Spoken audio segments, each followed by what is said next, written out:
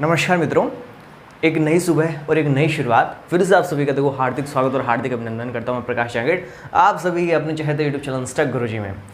आज की देखो वीडियो जो है वो एक तरह से मैं लाइव नहीं हूं, आपको एक लाइव प्रीमियड क्लास ज़रूर यहाँ पर मिल रही है। तो देखो इस वीडियो की शुरुआत में मैं आपसे एक तो माफ़ी मांगना चाहूँगा कल वाली वीडियो के लिए कि जो अंतिम 5 से 7 मिनट की जो वीडियो थी वो आप तक प्रेषित नहीं हो पाई, क्योंकि कल जब मैं लाइव था तो कुछ इंटरनेट की समस्याओं के चलते 45 मिनट्स की जो वीडियो थी वो तो आप तक बिल्कुल पहुंच गई, बिल्कुल सही तरीके से बिना किसी क्वालिटी के साथ छेड़छाड़ हुए। लेकिन उसके बाद अंतिम 5 से 7 मिनट की जो वीडियो रह गई थी वो आप तक प्रेषित नहीं हो पाई। ठीक है, तो वो जो टॉपिक था हमारा, जो कि लास्ट में मैंने स्टार्ट कर रखा था, अपोहा, वेग और गतिशीलता का धारा के साथ में संबंध, वो मैं आज आपको देखो दोबारा डिटेल से करवा दूँ शुरू से। अच्छा, दूसरी बात सुनना मेरी, 10 बजे का जो टाइम होता है मेरा लाइव आने का, तो उसके अंदर मैं थोड़ा सा बदलाव कर रहा हूँ और ये जो टाइम है वो 10 बजे से मैं घटाकर 8 बजे सुबह लाइव आने का रख रहा हूँ। तो सबसे पहले तो मैं आप सभी बच्चों की, मेरे प्यारे बच्चों की प्रतिक्रिया इस पर चाहूँगा कि यदि 8 बजे मैं लाइव आता हूँ तो इससे क्या किसी को कोई समस्या होगी, क्या किसी को कोई आपत्ति होगी? अगर आपत्ति है तो आप ज़रूर कमेंट के माध्यम से मुझे बताएं, और यदि कोई किसी प्रकार की आपत्ति नहीं है और आप चाहते हैं कि हाँ बिल्कुल कोई बात नहीं सर, आप अपनी सहूलियत के हिसाब से क्लास ले लिया करें, तो मेरी जो सहूलियत है वो सुबह 8 बजे समझता हूँ। तो यदि आपको किसी प्रकार की कोई दिक्कत नहीं है और आप ये चाहते हो कि सर जो है आप जो मेहनत कर रहे हो अपनी सहूलियत के अकॉर्डिंग हमारे लिए कर दो, कोई समस्या हमारी नहीं है, तब आप जो है थम्स अप जो है फटाफट नीचे कमेंट के माध्यम से मुझे भेजिए। हालांकि ये लाइव क्लास नहीं, लेकिन लाइव पेमेंट क्लास में आपको जो कमेंट है वो बिल्कुल लाइव इसी टाइम पे देख पाऊंगा जब भी मैं ये वीडियो आप लोगों के लिए प्रेषित करूँगा। ठीक है, आज की जो वीडियो है ये मैं शूट तो अभी देखो 8 बज रहे हैं यहाँ पे, लेकिन प्रेषित आपको उसी 10 बजे वाले समय पे करूँगा, क्योंकि कुछ बच्चे ऐसे होते हैं जो मतलब समय के अनुसार ढल जाते हैं और 10 बजे ही वो लाइव आना उचित समझते हैं। तो ये जो वीडियो है आप जैसे 10 बजे इस वीडियो को देख रहे होंगे, आप तो अभी जिस समय देख रहे हैं, बाकी जो वीडियो है मैं 8 बजे शूट कर रहा हूँ आपके लिए। और फटाफट देखो मैं टॉपिक की शुरुआत कर देता हूँ बिना आपका जो ज़्यादा समय है वो जाए किए। हमारा जो टॉपिक कल चल रहा था, अब वह वेग और गतिशीलता का धारा के साथ संबंध, जो कि बीच में कुछ कारणवश तकनीकी खामियों के चलते रह गया था, उसको प्रारंभ करते हैं। तो इसके लिए अपोहा वेग जो हमने कल पढ़ा था, अपोहा वेग को हम लोग दर्शाते हैं देखो वीडी वेक्टर से। ठीक है, गतिशीलता को हमने दर्शाया था म्यू से, और धारा आप सभी जानते हो धारा को दर्शाते हैं आई से। यानी we need to find a term which denotes the relation between among these three quantities. Right now what we are going to see that we are looking for the relation between is this Vd and this I, this mu and this I. Okay, so हमें करना क्या है, ये अपवहन वेग है, इसका धारा के साथ संबंध देखेंगे। फिर ये जो आपकी गतिशीलता है, जो आपका म्यू है, जो आपकी मोबिलिटी है, इस मोबिलिटी का जो है इस धारा के साथ में, करंट के साथ में रिलेशन है वो देखेंगे। सबसे पहले अपन देखो कल्पना करते हैं, मानते हैं कल्पना लोग के अंदर थोड़ा चलते हैं कि ये हमारे पास कोई वायर है, जैसे कि कल अपन ने बात करी थी वही सेम जो कॉन्सेप्ट है मैं आज यहाँ पे आपके सामने लेके चलो। ये कोई वायर है, सिलेंड्रिकल शेप का है, यानी बेलनाकार आकृति का कोई एक पाइप तार है, सॉरी चालक तार। इसका देखना अनुप्रस्थ जो काट क्षेत्रफल है वो तो मैंने मान लिया कितना है, कैपिटल ए है। इसकी जो लेंथ है, यानी कितनी लंबाई का मैं तार ले रहा हूँ, स्मॉल एल लंबाई का ये वाला जो तार है वो मैं ले रहा हूँ। अब देखना, इस तार को मैं यहाँ पर एक बैटरी के साथ में संयोजित करता हूँ। तो जैसे मैंने इसको बैटरी के साथ में जोड़ा है, चालक तार है, ठीक है, एल लंबाई का है, तो प्लस माइनस, जैसे मैंने बैटरी के साथ में इसको जोड़ा तो इसके अंदर करंट बहने लग गया आई। अब जब ये आई करंट बहेगा तो कल वाली वीडियो के अंदर आप सभी ने देखो बड़े विस्तार से जाना था कि हर चालक वस्तु के अंदर बहुत सारे मुक्त इलेक्ट्रॉन्स होते हैं जो अनियमित रूप से लगातार आयनों से टकराते रहते हैं। इनकी गति करने का न कोई नियमित पथ होता है, न कोई निश्चित पथ होता है, न इनकी गति में जो लगने वाला समय टक्करों के बीच में विश्रांति काल वो कोई फिक्स होता है। इस कारण से इनका जो प्रतिरोध है वो घटता बढ़ता रहता है, लेकिन ज्यादा रहता है, इनकी चालकता बहुत कम होती है। जैसे हम लोग कोई विद्युत क्षेत्र इसके ऊपर अप्लाई कर देते हैं, जैसे किसी पावर सोर्स के या किसी विद्युत स्रोत के साथ हम इसको जोड़ देते हैं, तो इसके अंदर जो मुक्त इलेक्ट्रॉन है उनके ऊपर एक निश्चित दिशा में बल लगने लग जाता है, जिससे उनकी जो गति है वो एक निश्चित दिशा में हो जाती है। और ये दिशा कौन सी होती है, आप जिस बैटरी को जोड़ रहे हो उससे जो धारा प्रवाहित होती है, धारा प्रवाहित होने की विपरीत दिशा में ये जो आयन है या ये जो मुक्त इलेक्ट्रॉन है इनकी गति होती है। तो मान लिया वो जो इसके अंदर मुक्त इलेक्ट्रॉन से जो कि गति कर रहे थे वो पहले तो अनियमित गति कर रहे थे, अब जैसे विद्युत क्षेत्र हमने लगाया तो विद्युत क्षेत्र के प्रभाव के कारण इस धारा प्रवाह की दिशा के विपरीत दिशा में क्या करने लग जाएंगे, गति करने लग जाएंगे। ये देखना, नालायक मुक्त इलेक्ट्रॉन अब एक निश्चित दिशा के अंदर जो है वो मूव कर रहे हैं। ठीक है, इस प्रकार से चलेंगे। अब इस केस के अंदर हमें देखना सारी बात अपन ने कल कर ली थी, ठीक है। आज हमें रिलेशन देखना है। वीटी की फॉर्मूला जो था वो हमने कल डिराइव किया था। क्या आया था वीटी का फॉर्मूला?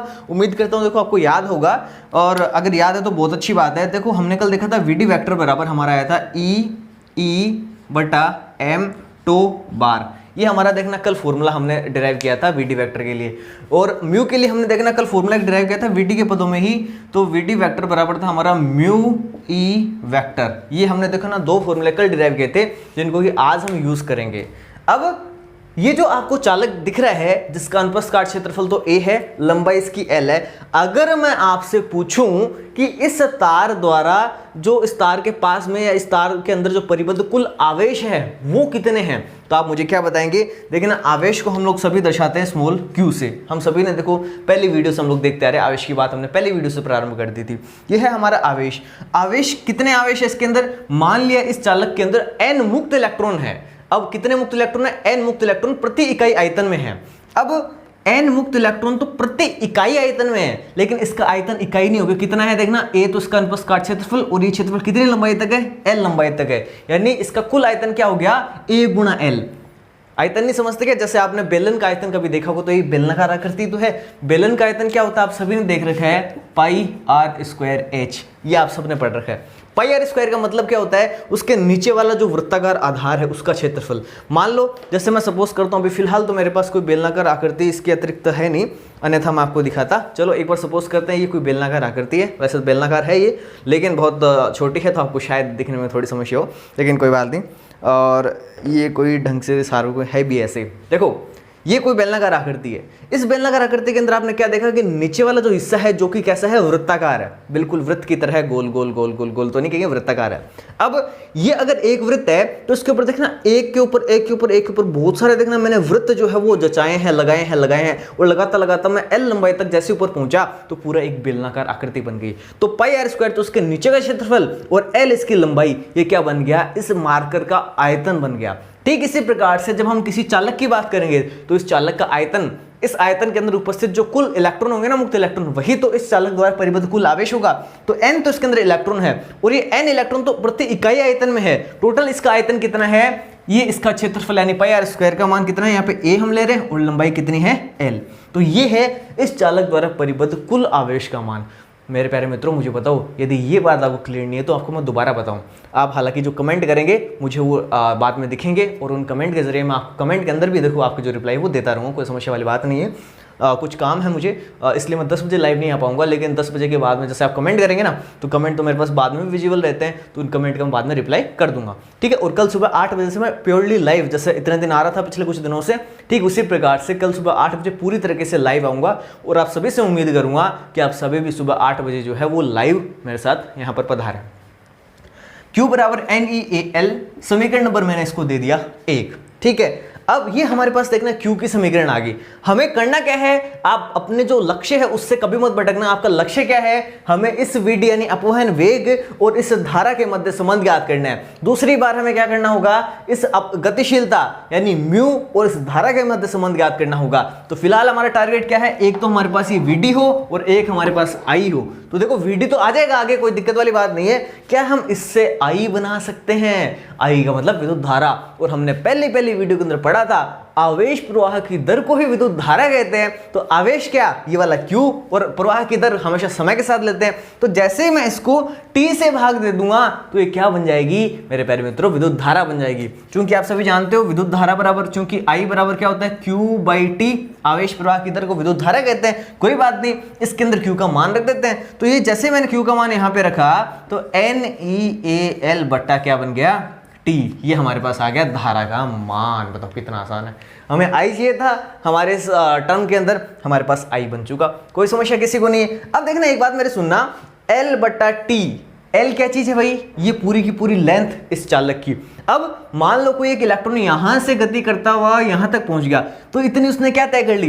दूरी तय कर ली, या इसको मैं सदिश रूप में कहना चाहूं तो यहां से यहां तक उसने विस्थापन तय कर लिया। ये विस्थापन उसने T समय में तय किया। तो विस्थापन बटा समय तो क्या होता है? वेग होता है। और वेग कौन सा मेरे प्यारे मित्रों? हम लोग बात करें इस अपवहन वेग की, तो यहां पर वेग के रूप में कौन आ गया? VD आ गया, अपवहन वेग आ गया। तो देखना इसी समीकरण 2 को मैं इस प्रकार से लिख सकता हूं क्या? देखो इधर तो I के बराबर चल रही है, I बराबर ए और एल बटा टी क्या बन गया, वी डी बन गया मेरे प्यारे मित्रों। और ये आपके आगे समीकरण नंबर 3। तो ये देखना हमने वो निकालना था ना, हमें क्या निकालना था, इस वी डी और आई के मध्य संबंध, वो निकाल लिया। कितना आसान है। समीकरण जो 3 है आपकी, यही आपके अपवहन वेग और विद्युत धारा के मध्य संबंध को व्यक्त करती है। कल मैंने शायद आपको यहाँ तक बता दिया था, यहाँ तक की तो आपको वीडियो मिल गई थी। इसके आगे की जो वीडियो थी वो कुछ करप्ट हो गई थी, तो वो आपको जो है आज मैं यहाँ पे प्रोवाइड करवा रहा हूँ। यहाँ तक किसी को कोई चिंता वाली बात नहीं है। अब देखना, ये जो आई का आपका फॉर्मूला है NEAVD, ये क्या बता रहा है, आपके अपवहन वेग और धारा के मध्य संबंध को बता रहा है। ठीक है, पहला जो हमें काम करना था वो हमने कर लिया, दूसरा काम अभी हमारा बाकी है, वो और कर लेते हैं। अच्छा, इसमें से अगर आप चाहो तो VD के लिए फॉर्मूला भी निकाल सकते हो। क्या करना होगा, VD को यहीं पे रख लेना, NEA को यहां से पक्षांतरित करके इस आई के बट्टा में ले आना, तो VD के लिए फॉर्मूला बन जाएगा। इसमें किसी कोई शंका होने नहीं चाहिए, कोई दिक्कत इसमें आएगी नहीं।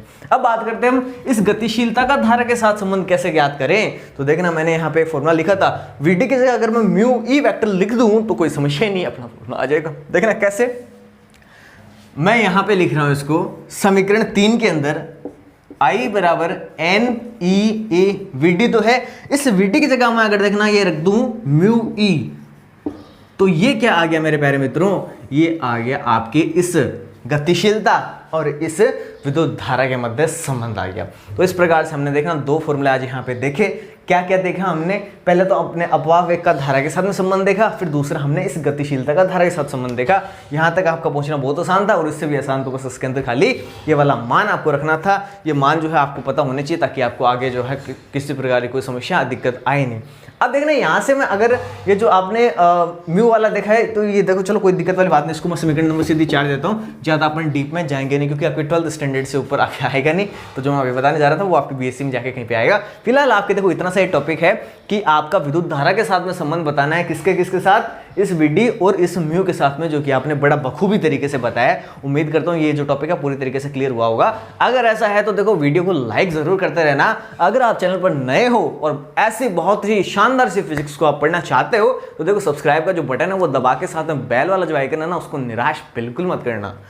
आगे बढ़ता हूँ मैं, इसका आप चाहें तो स्क्रीनशॉट ले सकते हैं ताकि मैं आगे बढ़ूं, और इसका आप अपनी कॉपी भी नोटबुक में उतार सकते हैं। ठीक है, अपने नोट्स वाइज मैं बिल्कुल से चल रहा हूं, इसलिए मैंने अपनी नोट्स की कॉपी जान करके मेरे आगे जो है यहाँ पे खोल के रख रखी है। अगला हमारा टॉपिक आता है ओम के नियम की व्युत्पत्ति हम लोग करेंगे, जैसा कि मैं कल वाली वीडियो में भी आपको बता रहा था। तो देखो इसको तो मैं कर देता हूँ क्लियर, कोई समस्या किसी को है भी नहीं। ठीक है, चल रहा है। आपके जो कमेंट है आज में विजिबिलिटी नहीं हो पा रही, तो मुझे यूँ महसूस हो रहा है कि फिर से मैं एकदम सुनी जगह पे आके पढ़ाने लग रहा हूँ। ठीक है, तो कल से हम फिर से सुबह 8 बजे जो है लाइव मिलेंगे, ताकि आपके जो कमेंट है वो लगातार मुझे दिखते रहे और आपके साथ जो मेरा संवाद है वो लगातार इसी प्रकार से चलता रहे।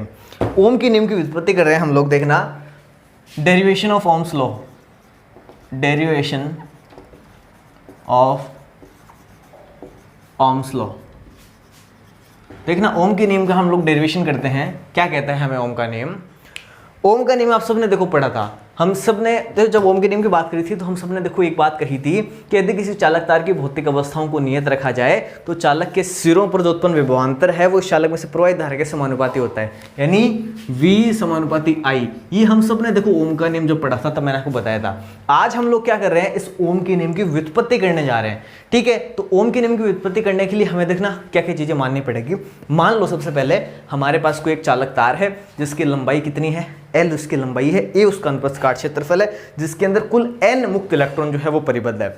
ठीक है, जैसे हम इसके ऊपर विद्युत क्षेत्र लगाते हैं, विद्युत क्षेत्र नहीं, जैसे हम इसको किसी बैटरी के साथ में जोड़ते हैं, किसी पावर स्रोत के साथ में हम जब इसको जोड़ते हैं, तो जोड़ने पर मान लिया इसके अंदर से I धारा प्रवाहित होती है और इसके सिरों पर उत्पन्न जो विभवांतर है उसका मान V हो जाता है। और इस बैटरी या इस पावर स्रोत के जोड़ने के कारण जो इलेक्ट्रॉन है वो जब अपवहित होते हैं तो उस समय उनका जो अपवहन वेग है वो हमने मान लिया V है। तो ऐसी स्थिति में उस तार से जो प्रवाहित धारा का मान होगा वो क्या होगा, I बराबर, आप सबने अभी भी देखा था, NEAVD। तो पता चला ना, अभी भी हमने जो ज्ञात किया था वो किस प्रकार से काम आ रहा है। ध्यान रखना, ये जो अभी अपन ने निकाला ना विद्युत धारा, अच्छा मैंने कल वाली वीडियो में तो आपको बता दिया था, आज मैंने आपको नहीं बताया। इससे तुरंत पहले जो अभी भी हमने डेरिवेशन किया ना, ये आपके एग्जाम के लिए सबसे ज्यादा इंपॉर्टेंट एक डेरिवेशन बनता है। विद्युत धारा के साथ में संबंध आपको बताना किसका किसका, एक तो गतिशीलता का और एक अपवहन वेग का। तो अपवहन वेग और गतिशीलता दोनों का धारा के साथ में संबंध आपके एग्जामिनेशन पॉइंट ऑफ व्यू से काफी ज्यादा इंपॉर्टेंस रखता है। अगर वहां पे नहीं आया तो देखना इस प्रकार जैसे यहाँ पे उसकी एप्लीकेशन यूज हो रही है ना, तो ठीक इसी प्रकार से एज ए एप्लीकेशन वे के अंदर भी आपसे पूछा जा सकता है। तो इसका देखना मैं देता हूँ समीकरण नंबर 1, किसी को किसी प्रकार की क्वेश्चन का होने नहीं चाहिए। ठीक है, देखना अब आगे बढ़ते हैं। वीटी का जो फॉर्मूला मैंने अभी थोड़ी सी देर पहले यहाँ पे लिखा था वही सेम फॉर्मूला हम लोग देखना यहाँ पे लिखेंगे, क्योंकि हमने अभी भी देखा था फॉर्मूला, फिर भी आपके लिए लिख देता हूँ आपके नोट्स में भी, तो इसको पूरी अच्छी तरह से मैंने लिख के दे रखा है। वीटी बराबर हमने देखा था ई बटा एम टो बार। इसमें किसी को किसी प्रकार की कोई समस्या आने नहीं चाहिए, तो मैं ऐसा का ऐसा जो मान है वीटी का इसके अंदर रख देता हूँ समीकरण 1 में। तो आई बराबर एन ई ए और आपका वीटी की जगह पूरा मान आ गया ई बटा एम टो बार। अब देखना यहाँ पे ये आपका ई और ये आपका ई दोनों ही एक जैसे आ गए, तो दोनों को अपन गुणा कर देंगे तो ई स्क्वायर बन गया, कोई समस्या किसी को आने नहीं चाहिए। तो आई बराबर n e square A e टो बार बटा एम। बताओ किसी को किसी प्रकार की शंका नहीं। इसको देखना मैं समीकरण नंबर दे रहा हूं 2। अब एक चीज आपको जब मैंने पढ़ाया था विद्युत क्षेत्र, तो विद्युत क्षेत्र के अंदर हमने देखना विद्युत क्षेत्र की जो तीव्रता थी ई, इसके लिए हमने एक मात्रक काम में लिया था वोल्ट पर मीटर। आप सभी ने देखो काम में लिया था, दूसरे चैप्टर की अपनी बात है। ठीक है, तो वहां पे जब हमने विभव के लिए अपने वोल्ट पर मीटर मात्रक काम में लिया था तो वो कैसे आया था, क्योंकि हमारा फॉर्मूला था ई बराबर वी बाई एल। वी क्या चीज है, वोल्टेज है, एल क्या है, लंबाई। जब हम किसी एक देखो इसकी जो प्रॉपर डेफिनेशन आती है ना विद्युत क्षेत्र के लिए इस फॉर्मूले से, तब प्रॉपर डेफिनेशन हम इसकी इस प्रकार से देते हैं कि 1 मीटर दूरी पर स्थित किन्हीं दो तारों के मध्य यदि विभवांतर का मान 1 वोल्ट हो तो विद्युत क्षेत्र का मान कितना होगा, 1 मीटर पर सेकंड स्क्वायर या 1 वोल्ट पर मीटर होता है। तो ये वाला जो फॉर्मूला ना, चूंकि ई बराबर वी बटा एल हम सभी जानते हैं, तो इस फॉर्मूले को देखना हम लोग यहाँ पर काम में लेंगे। बहुत महत्वपूर्ण फॉर्मूला है वो ई बराबर वी बटा एल, जो कि हमारे आगे भी काम में आएगा जब हम विभव मापी पढ़ेंगे ना, व्हीटस्टोन से तो वगैरह ये कुछ हमारे टॉपिक्स आएंगे, तो विभव मापी वगैरह के अंदर हम इस फॉर्मूले का यूज करेंगे। इंपॉर्टेंट फॉर्मूला है, इसको भी ध्यान में रखना। एक तो आपको देखो इस विद्युत क्षेत्र का फॉर्मूला के क्यू बटा आर स्क्वायर हमने ज्ञात किया था, वो आप सभी को पता ही है। एक ई बराबर वी बटे एल जो है ये भी आपको ध्यान में होना चाहिए, और यहाँ पर हम उसी फॉर्मूले को देखना काम में ले रहे हैं। मैंने ई की जगह क्या लिखा, वी बटे एल, तो आई बराबर क्या बन गया, एन ई स्क्वायर ए, इस ई की जगह मैंने लिखा आपके वी टो बार बटा एल। अब देखना आप सभी जानते हो ओम का नहीं, सॉरी एल नहीं, एम एल, अच्छा एल तो है ही, ये बटा वाला एम भी रह गया ना, ये वाला लिख दिया अपन ने, ठीक है कोई समस्या नहीं। अब आप सभी जानते हो हम लोग ज्ञात क्या करने जा रहे हैं, ओम का नियम ज्ञात करने जा रहे हैं कि ओम के नियम की व्युत्पत्ति हम किस प्रकार से करेंगे। तो ओम का नियम क्या कहता है, वी समानुपात है, यही तो होना चाहिए। तो देखना हमारे पास ये क्या है, आई है, ये क्या है, वी है। वी भी हमारे पास आ चुका, आई भी हमारे पास आ चुका, तो समस्या कहाँ है, कहीं कोई समस्या नहीं है। हमें देखना इस वी को रखना है अकेला, बाकी सबको भेज देना है इस आई के पास में, बस इतना सा काम आपको करना है। तो देखना मैंने इस वी को अकेला रखना है, इन सबको मैं इस साइड भेज दूंगा, यानी आई के साथ में आ जाएंगे। तो मैं इस वी को, हालांकि है तो यहीं पे, लेकिन मैं क्या कर रहा हूँ, इस वी को थोड़ा पहले लिख रहा हूँ ताकि कोई आपकी समस्या आए नहीं। तो मैंने देखना वी को लिखा, कोई दिक्कत नहीं है, इस वी को लिख दिया और इन सबको आई की तरफ भेज दिया। बराबर में वी के कौन है, देखो ये v है, बराबर का निशान है, इधर i है। तो मैंने कुछ नहीं किया, आप चाहे इस v को इधर लिख दो और इधर भी अगर पड़ा रहेगा तो कोई समस्या नहीं है, लेकिन फिर भी मैं आप लोगों की सहूलियत के लिए इसको लिख रहा हूँ। v अपनी जगह पड़ा एक तरह से मान के चलना, और v के बराबर की तरफ कौन है, i पड़ा था। तो देखना बराबर की तरफ अभी भी आपका i पड़ा है, बराबर की तरफ ये i, लेकिन ये जो अपने पक्षांतरण किया तो जो इसके v के बट्टा में था वो पक्षांतरण होकर i की तरफ गुणा में चला जाएगा। तो देखना l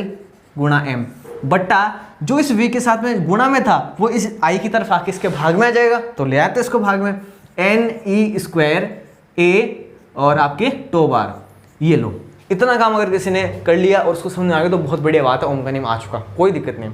देखना एल क्या चीज है, आपके उस तार की लंबाई जिसकी आप लोग बात कर रहे हो, जिस चालक की आप लोग बात कर रहे हो। एम क्या चीज है, जिस m की हम लोग बात कर रहे थे, देखना ये m हमारा आया था मास ऑफ इलेक्ट्रॉन, जिस आवेश की हम लोग बात करें ना, यहाँ पे आवेश के रूप में हमारे पास मुक्त इलेक्ट्रॉन, तो उस इलेक्ट्रॉन का द्रव्यमान है। उसके बाद बात करूँ n क्या है, नंबर ऑफ इलेक्ट्रॉन्स है, e क्या है, इलेक्ट्रॉन के ऊपर चार्ज की वैल्यू है, a है उस वायर का या उस चालक तार का क्षेत्रफल, और टो जो है वो है विश्रांति, औसत विश्रांति काल। अब ये सारी की सारी जो चीजें ना, ये सारी की सारी चीजें कॉन्स्टेंट है। जब हम इन सारी चीजों को कॉन्स्टेंट माने और ये जो बराबर का निशान है और कॉन्स्टेंट को एक साथ ले, तो यहाँ पे क्या बनता है, समानुपाती का निशान।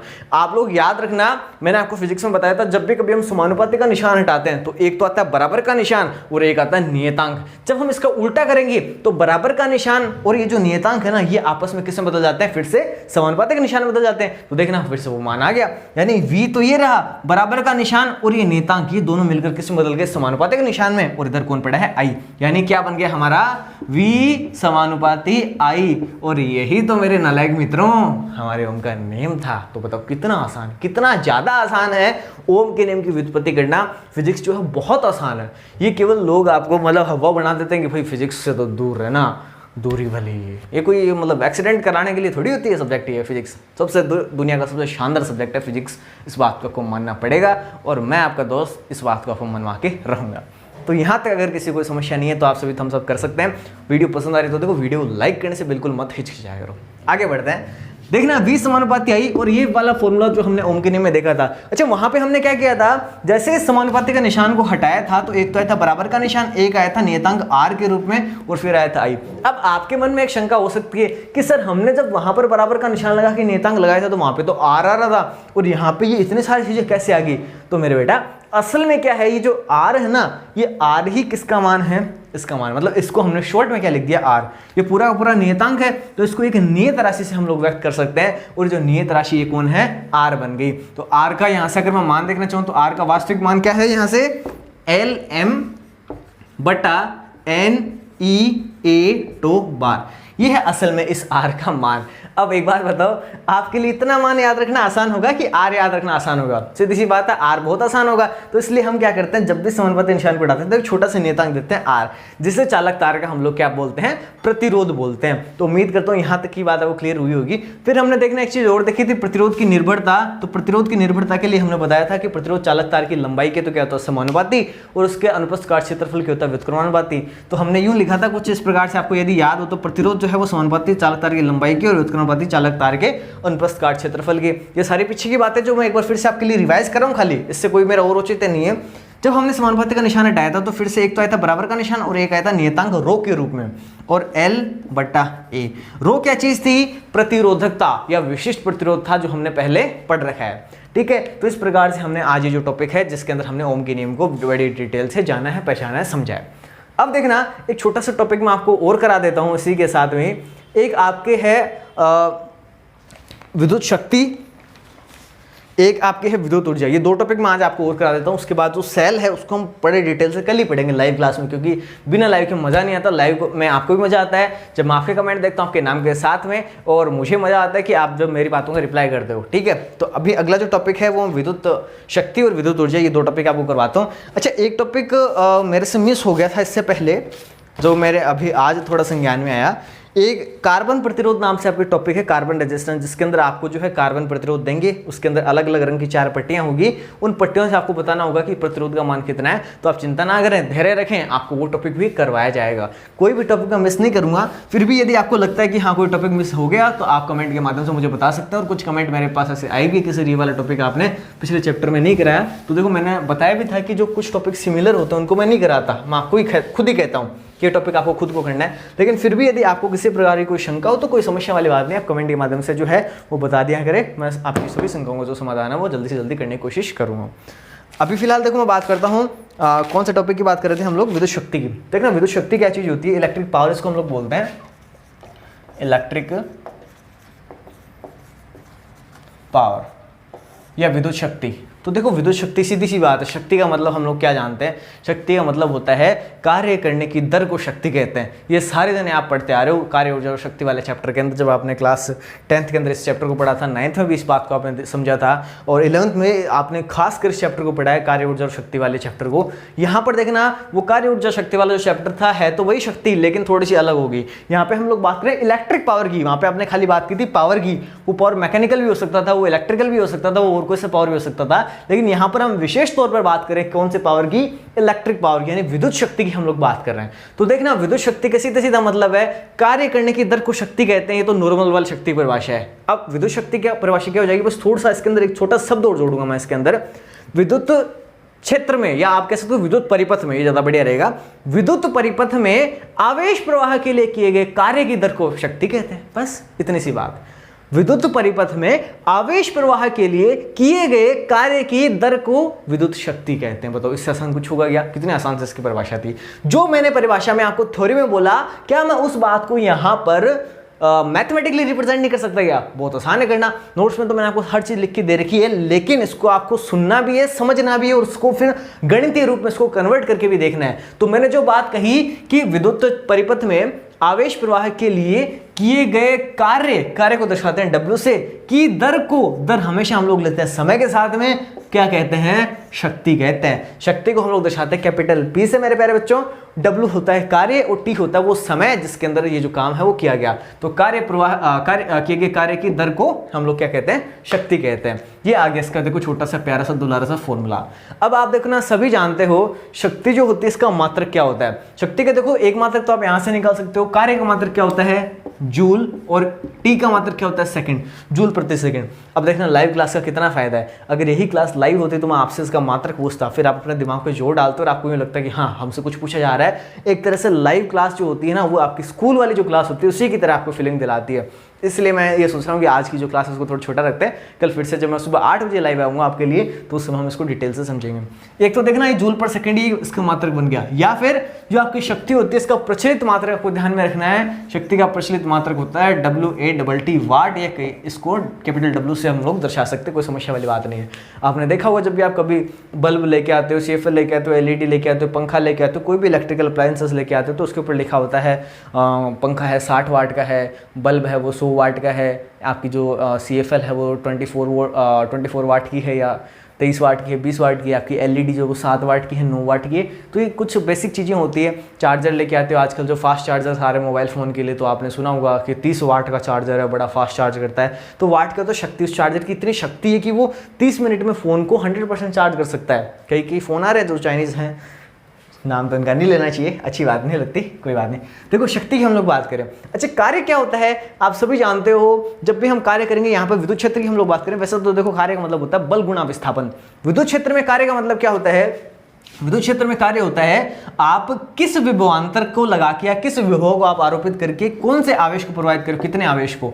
यानी जो आप बात करोगे ना विद्युत क्षेत्र में किया गया कार्य, हमने सेकंड चैप्टर में देखा था, विभव वाले चैप्टर के अंदर इस बात को पूरा डिटेल से जाना था। वहां पे W बराबर Q V2 - V1 आपको याद अगर हो तो हमने वो फॉर्मूला वहां पे डिराइव किया था। वही फॉर्मूला देखना मैं यहाँ पे लेके आ रहा हूँ। अगर हम V वोल्ट विभवांतर के स्रोत से या V वोल्ट के स्रोत से Q आवेश पर को प्रोवाइड करने के लिए उस पर फोर्स लगाते हैं ना, तो हमारे लिए किया गया कार्य कितना होता है? W होता है। तो अगर देखना ये W का मान मैं इस फॉर्मूले के अंदर रख दूं तो मेरे पास देखना क्या प्राप्त होता है? P बराबर QV बटा T। ये चीज हमारे पास निकल कर आई। आप सभी जानते हो Q बटा T, ये तो क्या बन गया? आवेश प्रवाह की दर। और आवेश प्रवाह की दर तो हमने पहले वीडियो में देखी थी, इसको तो विद्युत धारा कहते हैं। तो Q बटा T क्या बन गया हमारा? I बन गया। तो P बराबर IV। एक और बड़ा महत्वपूर्ण फॉर्मूला हमारे पास इसी शक्ति का निकल कर आ गया। शक्ति का एक फॉर्मूला तो ये रहा, एक फॉर्मूला हमारे पास और आ गया। इसको समीकरण 1 देता हूँ, समीकरण इसको 2 देता हूँ, हमारे पास 2 फॉर्मूले आ गए। अभी रुको नहीं, अभी तो और चलना है हमें। ये आपकी शक्ति है। एक चीज देखना है यहाँ पर, अगर आप लोग नोट करो गौर से, तो ये जो V होता है ओम के नियम से आप सभी जानते हो V बराबर क्या होता है? IR होता है। तो अगर मेरे प्यारे मित्रों इस V की जगह मैं IR रख दूं तो देखना मुझे क्या मिलेगा? P बराबर I स्क्वायर R। V की जगह क्या लिखा? IR, तो I गुण I तो क्या बन जाएगा? I स्क्वायर, और एक बन गया R। ये हमारे पास शक्ति का एक और फॉर्मूला, तीसरा फॉर्मूला। बताओ कितना आसान है। शक्ति का ये फॉर्मूला भी अच्छा है, ये भी हमारे काम का है, ये फॉर्मूला भी हमारे काम का, ये फॉर्मूला भी हमारे काम का है। ठीक है, तो इस प्रकार से देखो शक्ति के अनेकों फॉर्मूले हैं। आप जितने फॉर्मूले चाहो उतने फॉर्मूले यहाँ पर लगा सकते हो, रख सकते हो। ठीक है, जो हमारे पास V बराबर IR था, हमने उस फॉर्मूले को देखो यहाँ पे लगाया। उससे देखना आप एक काम और भी कर सकते हो। अगर इस फॉर्मूले से आप R का मान निकाल लो, R का मान क्या आएगा? V बटे I आएगा। देखना यदि मैं R का मान यहाँ पे रखता हूँ तो क्या बनेगा? ये तो फिर से वही बन जाएगा, कोई दिक्कत वाली बात नहीं। ठीक है, तो हमारे पास जो फॉर्मूला था ना वो इसी से आ जाएगा। मैं सोच रहा था एक नया फॉर्मूला हम लोग याद कर दे, लेकिन ऐसा संभव हम लोग नहीं कर पाए। कोई समस्या वाली बात नहीं। यहाँ तक आपने क्या समझा? विद्युत शक्ति को समझा। एक और छोटा टॉपिक है जो कि आज का अंतिम टॉपिक करवा के मैं आज की वीडियो की समाप्ति करूंगा, वो है विद्युत ऊर्जा। उसके अंदर ज्यादा कुछ खास आपको ध्यान में रखना नहीं है। अच्छा एक चीज और इसके अंदर, एक चीज रहेगी, वाट तो है इसका प्रचलित मात्रक, कोई समस्या नहीं है। एक आपसे पूछते हैं परीक्षा में हॉर्स पावर, एक हॉर्स पावर जो होता है वो 746 वाट के बराबर होता है। इस बात को आपको देखो जरूर ध्यान में रखना, सबसे इंपॉर्टेंट बात है ये। आपसे पूछ सकते हैं परीक्षा में 1 हॉर्स पावर में कितने वाट होते हैं, कितने वाट 1 हॉर्स पावर के बराबर होते हैं, तो 746 वाट को हम लोग 1 HP या 1 हॉर्स पावर कहते हैं।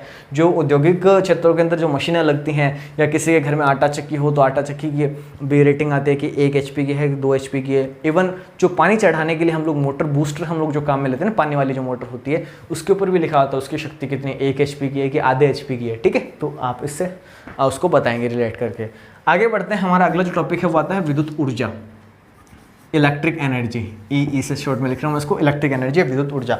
देखना विद्युत ऊर्जा का मतलब क्या होता है, आप जो विद्युत क्षेत्र के अंदर काम करते हो ना, ये तो देखो काम करने की दर थी, और आप विद्युत क्षेत्र के अंदर जो काम करते हो ना, वही जो काम होता है असल में वो विद्युत ऊर्जा के रूप में संचित होता है। ठीक है, तो विद्युत ऊर्जा की अलग से कोई डेफिनेशन आपको ध्यान में नहीं रखनी, बस विद्युत ऊर्जा का मतलब आपको इतना से ध्यान रखना है कि विद्युत ऊर्जा जो होती है विद्युत क्षेत्र में किए गए कार्य को हम लोग क्या बोलते हैं, विद्युत ऊर्जा बोलते हैं। कार्य क्या था हम सबके सामने यहाँ पे लिखा हुआ है, इसमें कोई शंका किसी को है नहीं।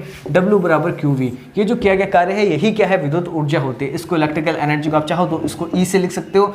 E जो होता है यही असल में किसके बराबर होता है, W पर, यानी किया गया जो काम होता है वही इस विद्युत ऊर्जा के बराबर होता है, जो कि कितना है, QV।